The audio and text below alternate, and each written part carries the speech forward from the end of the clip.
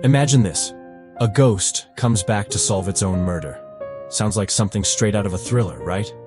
Well, in 1897, in a small town in West Virginia, a restless spirit did just that. Not to haunt, but to bring justice. This chilling tale, shrouded in mystery, is the true story of the Greenbrier ghost. Zona Heister was a vibrant young woman, full of life and hope. She had recently married a local blacksmith, Erasmus Shue. Although Zona's mother had raised concerns about Erasmus, Zona was swept up in love. She believed she had found her happily ever after. But on January 23, 1897, everything changed. A young boy, sent by a concerned neighbor, arrived at the Shue household. What he found was a nightmare made real. Zona's lifeless body, sprawled at the bottom of the stairs, her neck twisted at an impossible angle. Was it an accident, or something far darker? The local doctor, Dr. George Knapp, arrived at the scene, but something wasn't right. The moment he walked into the house, he was met with resistance. Erasmus, distraught and emotional, refused to allow anyone near his wife's body. Despite the unnatural position of Zona's head, the doctor ruled her death as everlasting faint, later changing it to complications of childbirth. But here's the problem. Zona wasn't pregnant. Zona's mother, Mary Heister, couldn't shake the feeling that something was wrong. There was no way her daughter could have died from childbirth complications. It didn't add up. But it wasn't until something unbelievable happened that the truth began to emerge. One night, after weeks of torment, Mary had a vision. Zona's ghost appeared before her, pale and sorrowful. In a whisper, she spoke the chilling words, "Erasmus killed me." Zona's ghost revealed the terrible truth. The night before she died, she and Erasmus had a violent argument. In a fit of rage, Erasmus strangled her, twisting her neck until it snapped. The ghost's chilling words were clear. Her head had been turned completely around, a detail that confirmed the murder. Mary Heister, however, didn't dismiss this as a nightmare.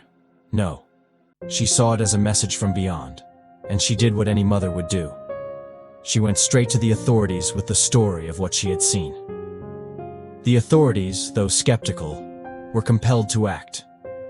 Zona's body was exhumed, and a second autopsy was performed.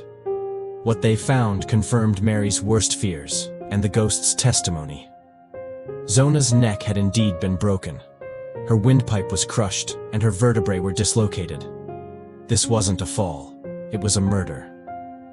Erasmus Shue was arrested, but his defense was flimsy at best.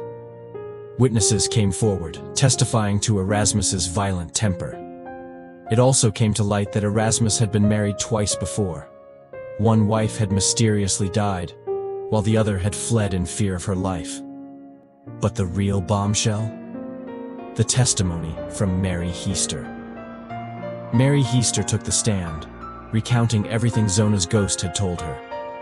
Whether or not the jury believed in spirits, they couldn't ignore the physical evidence and the disturbing pattern of violence surrounding Erasmus.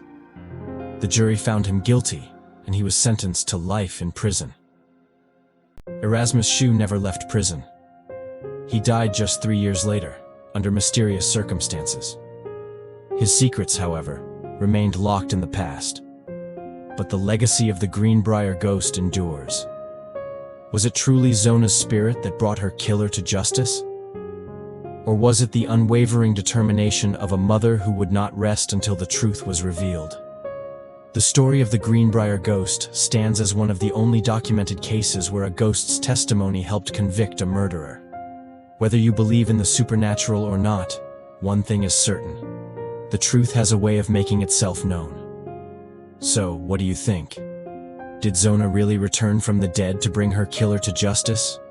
Or was it simply a mother's unshakable belief that uncovered the truth? Let us know your thoughts in the comments below. And if you love eerie real-life stories like this one, don't forget to like, subscribe, and hit that bell icon for more chilling tales from the universe of facts.